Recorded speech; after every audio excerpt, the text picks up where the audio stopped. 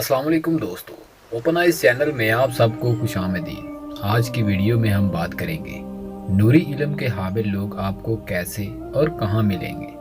अगर आप इनसे मिलते हो तो किन सफ़ात से आप पता लगाओगे कि वो असली पीर है या नकली। वो कौन सी इबादत करते हैं जिससे उनको ये इल्म हासिल होता है। एक दिन में कितनी कुरानी आयात को पढ़ते हैं और कैसे फ़ोन पर ही मरीज़ों का इलाज करते हैं। तो चलिए आपको स्टोरी की तरफ लिए चलते हैं। किसी शहर में एक हंसता बसता खानदान आबाद था जिसमें मियाँ बीवी के साथ 3 बच्चे भी उस खानदान का हिस्सा थे। उनका एक ही सरबराह था जो बहुत अच्छे खासे पैसे कमाता था। सब हंसी खुशी रहते थे। उनका घर पुराने वक्तों का बना हुआ था। उसमें एक पीपल का दरख्त था जो बहुत पुराना था। उन्होंने अपने घर को नए सिरे से बनवाना था, जिसकी वजह से उन्हें वो पीपल का दरख्त काटना पड़ा। इस घर के सरबराह ने जब पीपल का दरख्त काटा तो उसे कुछ अजीब सा महसूस होने लगा, लेकिन उसने कुछ ध्यान नहीं दिया। कुछ दिन बाद उसकी तबीयत खराब होना शुरू हो गई। उसे रात को खौफ महसूस होता था, जिस्म में कपकपी तारी होती।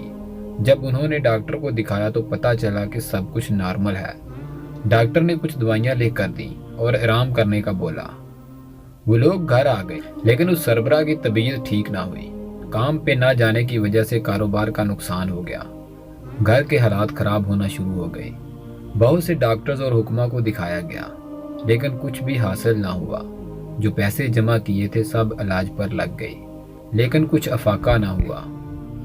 फिर किसी ने उनको मशवरा दिया किसी सियाने आदमी के पास जाएं और उनसे अपने हालात मालूम करवाएं। वो लोग इसे लेकर किसी इल्म वाले के पास गए। वो शख्स काले जादू के जरिए लोगों का इलाज करता था। इसने अपने जिन्नात से पूछा तो जिन्नात उसके पास खबर लेकर आए और सारी बात आमिल को बता दी। आमिल बोला, आपके घर में एक पीपल का दरख्त था जिसे आपने काट दिया। कुछ जिन्नात उस दरख्त पर रहते थे। ये सब उन्हीं का काम है। वो आपसे बदला ले रहे हैं। ये बात सुनकर सब हैरान हो गए। कुछ अक्लमंद लोग इस बात को नहीं मानते थे। वो जादू टूने और जिन्नात पर भरोसा नहीं करते थे। उस आमिल ने उनसे काफ़ी सारे पैसे लिए और बोला, आपका काम हो जाएगा। उसने अपने मोकलों को हुक्म दिया, उस शख्स के अंदर जो जिन्नात हैं उनको पकड़कर मेरे पास लाओ। लेकिन उसके मोकल इन जिन्नात से कमज़ोर थे। उन जिन्नात ने कहा, ये हमारे बस की बात नहीं। ये हमारे आबा अजदाद हैं, हमसे ज़्यादा ताकतवर हैं। हम इनका मुकाबला नहीं कर सकते। तुम और चिल्ले काटो और मज़ीद ताकतवर जिन्नात को अपने वश में करो, फिर ये काबू में आ सकते हैं। इस आमिल ने इन लोगों को टाल मटोल करना शुरू कर दी और कहने लगा, आप लोग जाएं, मैं पढ़ाई करूंगा, फिर आपका काम हो जाएगा। वो लोग अपने घर आ गए। इस सरबराह को एक पल भी चैन नहीं था। वो दिमागी तौर पर इतना बीमार हो चुका था। इसके हाथ पांव और सर हर वक्त हिलता रहता था। चेहरे पर तरेली और एक डर सा लगा रहता था, जैसे किसी चीज़ ने इन्हें जकड़ रखा हो। एक दिन इनके मोहल्ले का इमाम मस्जिद उस शख्स की खैरियत दरियाफ्त करने के लिए आया। जब उसने सरबराह का ये हाल देखा तो उसने घर वालों से पूछा, आप लोग इनका इलाज कहाँ से करवा रहे हैं। घर वालों ने इस काला जादू करने वाले आमिल का नाम बताया और कहा कि इलाज चल रहा है। वो इमाम मस्जिद उनकी बात सुनकर हैरान हो गया और उसने बताया, आप लोग एक मुसलमान का इलाज एक शैतान से करवा रहे हैं। आपको मालूम है वो काले जादू का माहिर है और काला जादू अल्लाह को नाराज और शैतान को राजी करके हासिल किया जाता है, जिससे मुसलमान दायरा इस्लाम से खारिज हो जाता है। तो घर वाले बोलने लगे, हमें जिस तरफ भी लोगों ने भेजा हम इलाज करवाने के लिए चले गए। हमें ये मालूम नहीं था, वरना हम कभी ऐसे शैतान के पास ना जाते। घर वालों ने तौबा की और इस इमाम मस्जिद से पूछने लगे, आप हमारी रहनुमाई करें, हम कहाँ जाएं? हम हर तरफ से नाकाम हो चुके हैं।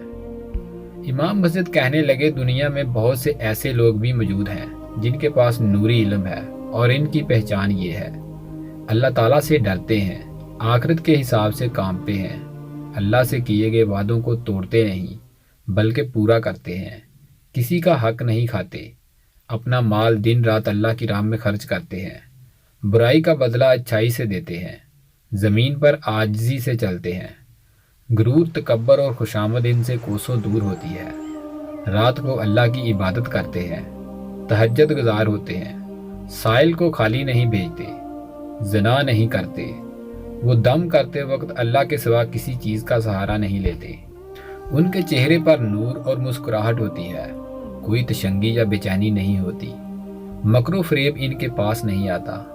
جس شخص میں یہ صفات ہوں گی، وہ جس کے لیے بھی دعا کرے اللہ تعالیٰ اس کی دعا رد نہیں کرتا اور مریض صحت یاب ہو جاتا ہے۔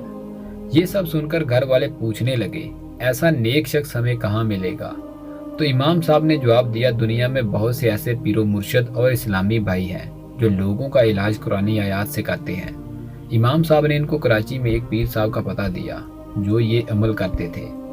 گھر والوں نے پیر صاحب کو کال کی اور صورتحال سے آگاہ کیا۔ پیر صاحب نے کچھ دنوں بعد پنجاب آنا تھا۔ جیسے ہی پیر صاحب پنجاب آئے، وہ لوگ بھی اس مریض کو لے کر وہاں پہنچ گئے۔ پیر صاحب نے اپنی جلالی نظر ڈالی اور قرآنی آیات پڑھ کر دم کیا۔ وہ شخص اللہ کے فضل و کرم سے ٹھیک ہو گیا۔ تو پیارے دوستو، مریض کو ٹھیک کرنے میں صرف اللہ والوں کی نظر اور ہاتھ کا اشارہ ہی کافی ہوتا ہے۔ وہ صرف اللہ تعالیٰ کے حکم سے ہی علاج شروع کرتے ہیں اور اسی سے مدد مانگتے ہیں۔ بے شک اللہ تعالیٰ اپنے نیک بندوں کی دعا بہت جلد سن لیتا ہے۔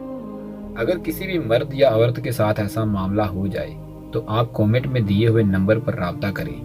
آپ کا کام کال پر بھی ہو سکتا ہے۔ اگلی ویڈیو میں ہم آپ کو بتائیں گے کہ ٹیلی فون پر علاج یا بیماری کا پتہ کیسے لگایا جاتا ہے۔